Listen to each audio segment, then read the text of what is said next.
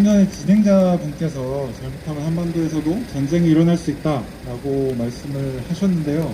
사실 우리 주변을 돌아보면은 굉장히 평화롭습니다. 과연 우리 주변에 전쟁이 가까이 와 있을까라고 하는 의문이 들 수밖에 없는 그런 상황입니다. 하지만 가까이 와 있다, 가까이 와 있을 수 있다. 언제 전쟁이라는 것이 일어날지 모른다. 이런 데 대해서 잠깐 좀 말씀을 드리겠습니다.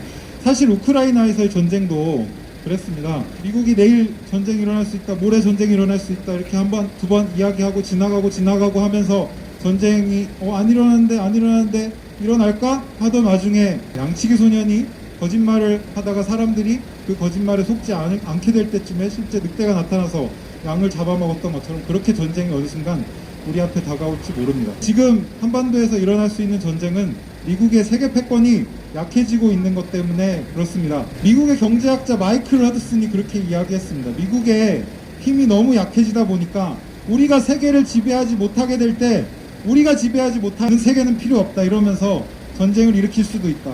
확 뒤집어 엎어버리겠다. 이렇게 나올 수도 있다라고 경고했습니다. 이것이 지금의 현실입니다. 우크라이나에서도 그렇습니다. 우크라이나 전쟁을 통해서 미국은 러시아를 약화시키고 그것을 통해서 자국의 이익을 배가하는 것을 꿈꿨습니다. 하지만 지금 상황은 정반대로 가고 있습니다. 우크라이나 전쟁은 러시아의 승리로 언제 끝나게 될지 모르는 그런 상황을 눈앞에 두고 있고 오히려 미국의 경제 상황과 서방의 경제 상황은 악화하고 있습니다. 러시아의 천연가스를 제재한다고 하지만 그 천연가스 제재 때문에 유럽이 막대한 피해를 입고 있는 것이 오히려 지금의 현실입니다. 이렇게 미국의 패권은, 미국의 말은 전혀 세계에 통하지 않고 있습니다. 그렇기 때문에 미어샤이머라는 미국의 교수는 우크라이나에서 그러고 있을 때가 아니다. 당장 발을 빼서 인도 태평양 지역으로 돌려서 신경과 힘을 집중해서 중국과의 대중 전략 경쟁에 힘을 집중해야 된다. 이렇게 주장을 했습니다. 그는 진보적인 학자도 아닙니다.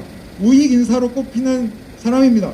그런 사람이 미국의 패권 전략에서 수정을 요구했습니다. 그 때문에 언제부터인가 모르겠지만 미국은 인도 태평양 지역에 모든 힘과 신경을 집중하고 있습니다.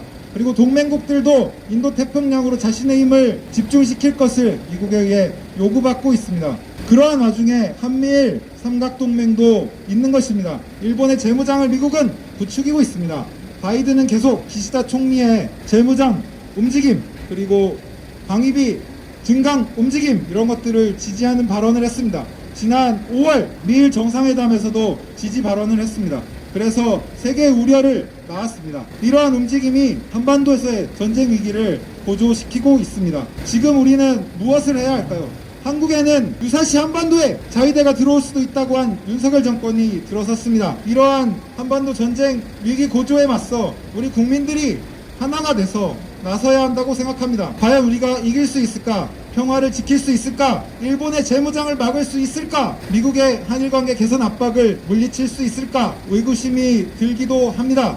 하지만 우리 국민이 하나가 돼서 나섰을 때 그러한 주변국들의 압박이나 이런 것들을 물리친 경험은 우리에게 있습니다.